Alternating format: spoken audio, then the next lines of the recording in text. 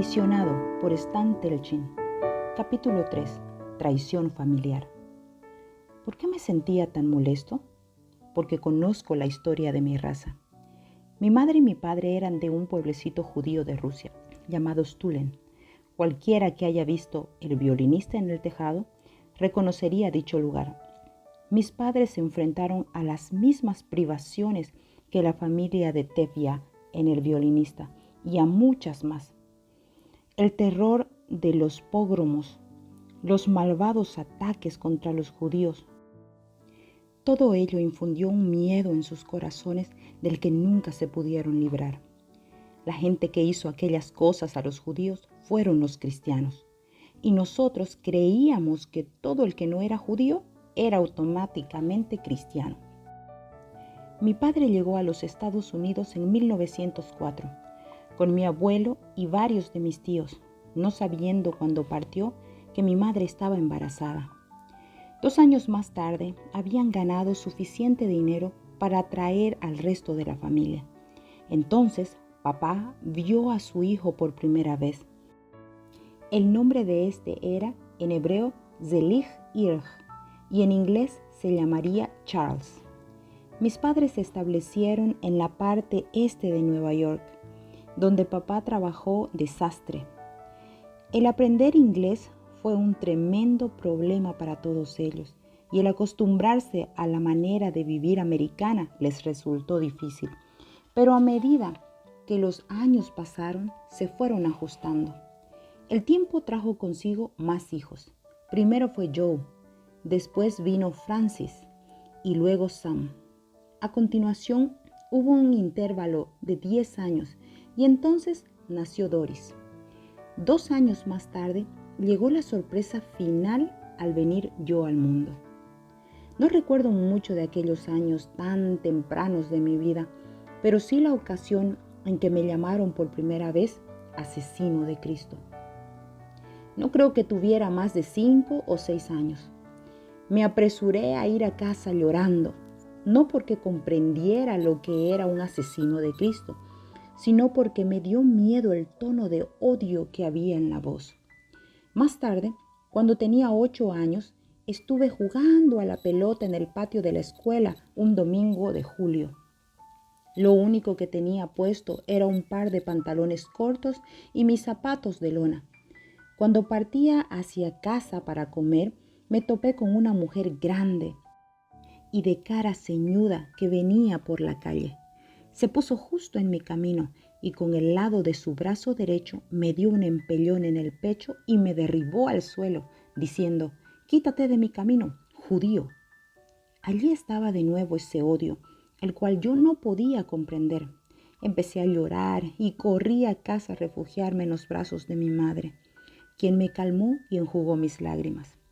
Fue entonces cuando mamá comenzó a contarme acerca de lo que se suponía crecer en el gueto y de la aversión que los gentiles le tenían a los judíos. A través de los años que siguieron, aprendí acerca de los caballeros de las cruzadas que acometían contra los judíos con la cruz en una mano y una espada en la otra. Asesinaban, violaban y saqueaban, todo ello en nombre del cristianismo. Luego vino la Inquisición en España en el año 1492, cuando el negarse a hacerse cristiano le costaba a un judío la vida.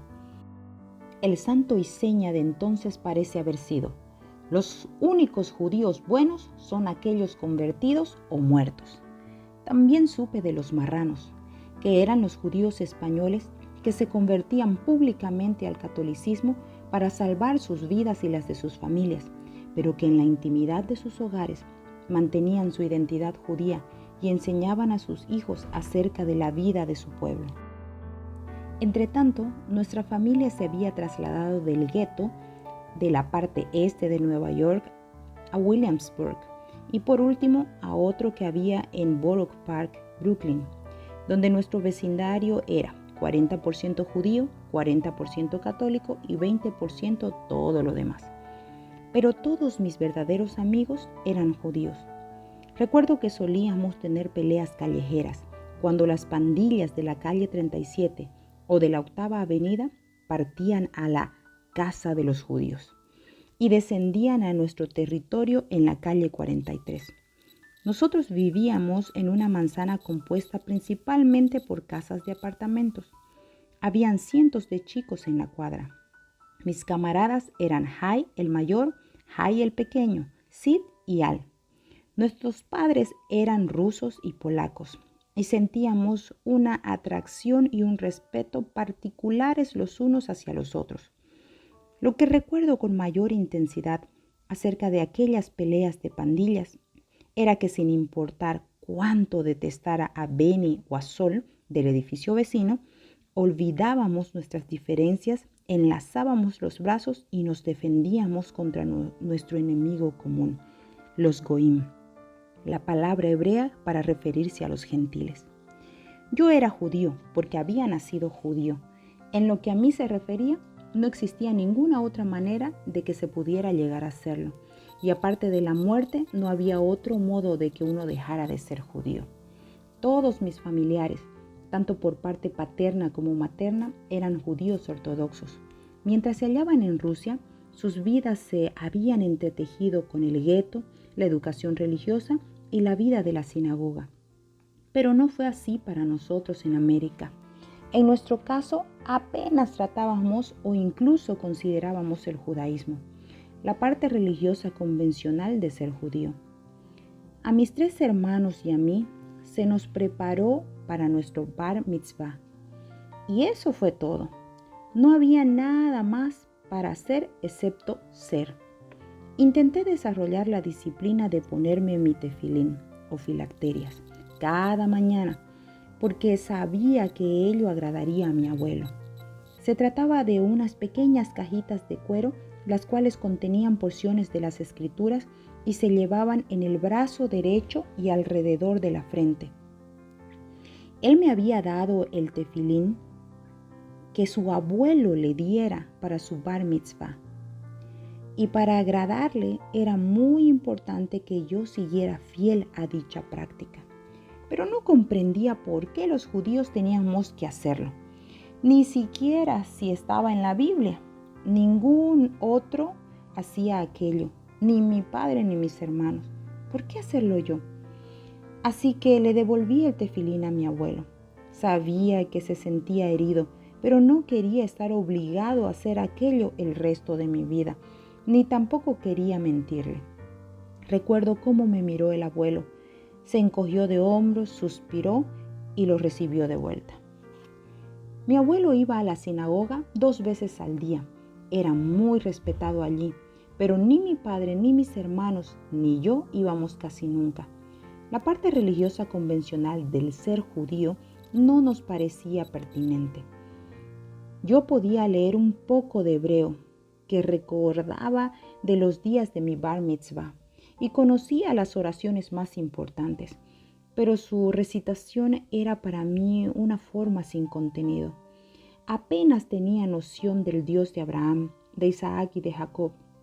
De vez en cuando decía una plegaria cuando estaba en apuros o en dolor, pero nunca supe lo que significaba una oración contestada, ni creí que mis palabras fueran siquiera escuchadas.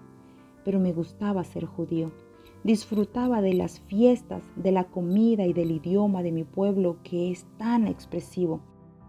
A veces es imposible encontrar palabras en mi propio idioma que haga justicia a la lengua hebrea. Algunos de mis recuerdos más queridos están relacionados con las festividades judías, la solemnidad de Rosh Hashanah y de Yom Kippur, el gozo de la Pascua, los regalos de Hanukkah. De todas ellas, supongo que de la que más disfrutaba era la Pascua. Me acuerdo de cómo solíamos celebrarla en casa de mis abuelos. Durante la Pascua comíamos únicamente pan sin levadura para conmemorar el éxodo de Egipto. Cuando nuestros antepasados iban huyendo y no pudieron esperar a que el pan leudado subiera. Todo lo que tenía que ver con la levadura se quitaba de nuestra casa. Los platos, las cazuelas, la vajilla de cristal, la de plata, todo se cambiaba. Luego la abuela iba a trabajar a la cocina. Para cuando estábamos sentados a la mesa, Su cara brillaba mientras irradiaba su amor y aprobación hacia los 16 o 20 de nosotros que nos habíamos reunido para celebrar el Seder, o lectura de la Haggadah, que nos contaba el éxodo del pueblo judío cuando Dios lo libró de la esclavitud. Mis intereses principales eran la vida judía, las causas judías y las organizaciones judías. Me afilié a un grupo sionista de jóvenes cuando tenía 12 años y permanecí en el mismo hasta los 15.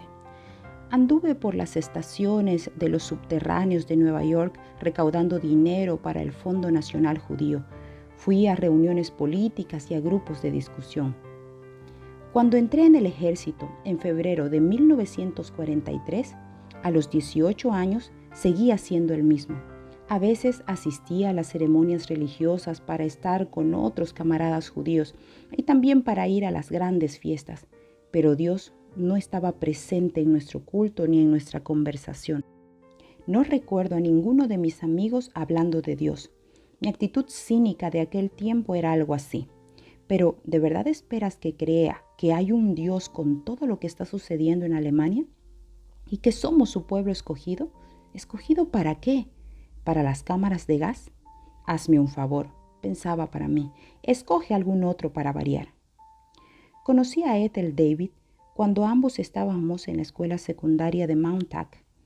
Ya que yo era un año mayor que ella, teníamos poco en común, excepto que ambos trabajábamos como reporteros para el periódico de la escuela y éramos músicos. Ethel tocaba la flauta y yo la trompeta. El hecho de que ella tuviera cierta amistad con algunas de las chicas de nuestro grupo hacía que nos encontráramos de vez en cuando. De un modo rutinario, invité a Ethel a mi bar mitzvah como parte de nuestro grupo, pero ella no me incluyó a mí en la fiesta de sus 16 abriles. Aquello me molestó y me colé en la misma de todos modos, lo cual puso furiosa a Ethel. Me habría pedido que me fuera si su hermana Beth no la hubiera detenido. Después de aquello, presté muy poca atención a Ethel hasta que estalló la Segunda Guerra Mundial. Me encontraba en mi hogar, de permiso a punto de partir para ultramar, cuando un día me topé con ella en casa de un amigo. Me sorprendió con su encanto y sofisticación. Tenía el pelo recogido en un peinado alto, vestía un traje sastre, zapatos de tacón alto y estaba bien maquillada. Le pregunté si podía acompañarla a su casa y estuvimos hablando más de una hora enfrente de su puerta, solitario e inquieto acerca de lo que iba a ocurrir al otro lado del mar. Acepté rápidamente su oferta de escribirme. Durante el año y medio siguiente, Ethel no fue solamente una gran escritora de cartas, sino que se mostró extraordinariamente creativa a la hora de mandar paquetes de golosinas. Una vez que hubo terminado la guerra y volví al hogar después de 3 años y medio de servicio, lo primero que hice fue caminar hasta su casa. Era un sábado por la noche. Toqué el timbre de la entrada y esperé. Su madre abrió la puerta y dijo: «Pasa, hijo». ¡Qué profético! Pero Ethel no se encontraba en casa. Estaba trabajando en una tienda de la Quinta Avenida en Brooklyn. Para matar el tiempo, anduve las 8 cuadras que habían hasta allí. Cuando entré en la tienda, ella estaba atendiendo a un cliente. Esperé en pie por un momento, mirándola fijamente y pensando de nuevo que tenía muy buen gusto. Cuando me vio, su cara se iluminó y algo vibró dentro de mí. Una vez que terminó de trabajar, hablamos durante un largo rato e hice una cita para verla al día siguiente en un parque donde Ethel iba a montar a caballo. A la mañana siguiente llegué a los establos en mi uniforme del ejército, ya que era lo único que tenía. Ethel se presentó vestida de una chaqueta marrón clara, pantalones de montar oscuros y botas altas también marrones. Estaba muy hermosa mientras ataba su caballo al poste. Yo me sentí fuera de lugar. Con una sonrisa cariñosa me tomó de la mano y me condujo hasta un caballo blanco y negro que había cerca. En cuanto me aproximé, el animal empezó a resoplar y a arrastrar sus cascos. «Retozón, ¿verdad?», dije tratando de ocultar mi desaliento. Lo cierto era que yo no sabía montar muy bien. «Estará tranquilo una vez que lo hayas montado», dijo Ethel observándome cuidadosamente. Expresé estudiando al caballo por unos momentos. «Parece molesto conmigo. Quizás sea el uniforme. Hablemos un poco mientras se apacigua». Ethel asintió y nos sentamos en un banco cercano. Mientras conversábamos, de nuevo la encontré inteligente, de expresión clara, positiva, confiada y muy femenina. También era perspicaz. Aproximadamente una hora más tarde, sintiendo que yo no quería montar a caballo, sugirió que devolviéramos mi poco amistoso animal a la cuadra. Accedí rápidamente y Ethel devolvió a ambos. Yo insistí en pagar los honorarios y la seguí alegremente hasta un banco del parque donde pudiéramos continuar nuestra conversación. Para cuando partí hacia la Universidad de George Washington, pocos meses después, habíamos llegado a una relación bastante seria. Nuestro romance tuvo sus altibajos durante los 2 años siguientes, pero estábamos enamorados y sabíamos que nos casaríamos.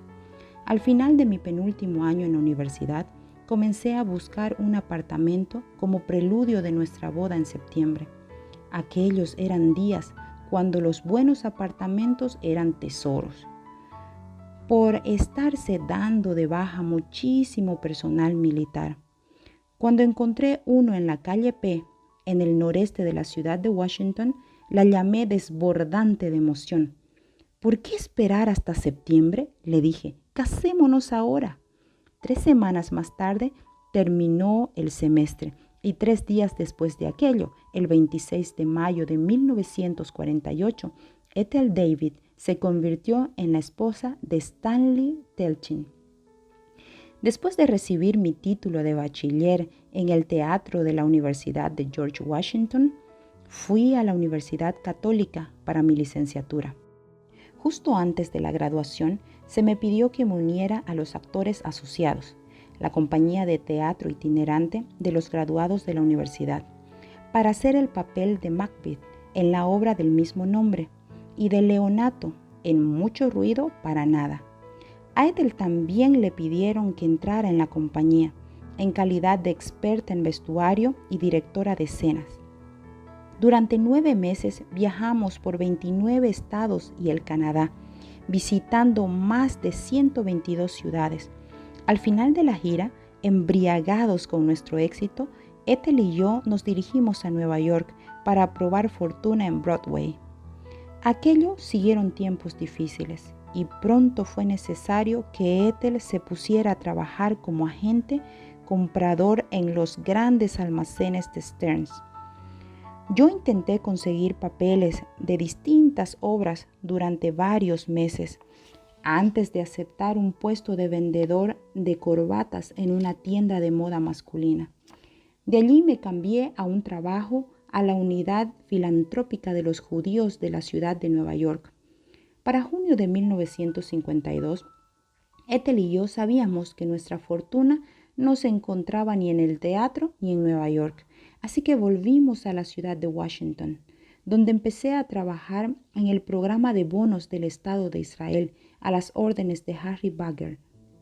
De aquello surgió el descubrimiento de que tenía verdadera habilidad para las relaciones públicas. Y cuando Harry empezó su propia firma en aquel campo, me pidió que me asociara con él como funcionario responsable del manejo de la cuenta de un cliente. Durante los 2 años siguientes, viajé extensamente mientras nos hacíamos cargo de campañas para la Universidad de Brandeis en B'nai B'rith y otras organizaciones judías. Durante aquel periodo nació Judy y nosotros compramos nuestra primera casa. Cuando se hizo evidente que estar de viaje 4 días por semana no era la manera de desarrollar nuestra vida familiar, cambié al negocio de seguros de vida. Anne vino al mundo 2 años más tarde, en 1957. Por aquel entonces, mi nueva profesión estaba floreciendo. A medida que los años fueron pasando y nuestras relaciones de familia desarrollándose, tuve buen cuidado de matricular a nuestras hijas en escuelas religiosas.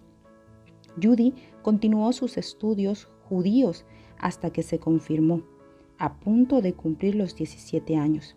Y Anne tuvo su bat mitzvah justo antes de cumplir los 13. Las chicas aprendieron mucho acerca del pueblo judío y de nuestra historia, pero sabían muy poco en cuanto a la Torá o a Dios. De ninguno de ambos temas se trataba demasiado en la congregación reformada a donde asistíamos o en nuestra casa. ¿Asuntos sociales? Sí. ¿Causas judías? También. Pero de Dios me temo que no. Y no podíamos darle a las niñas algo que no teníamos. Con el tiempo llegué a ser miembro de la sociedad de vendedores del $1.000.000. Nuestra casa en Bethesda era amplia, de construcción irregular en forma de L, con piscina y un magnífico jardín.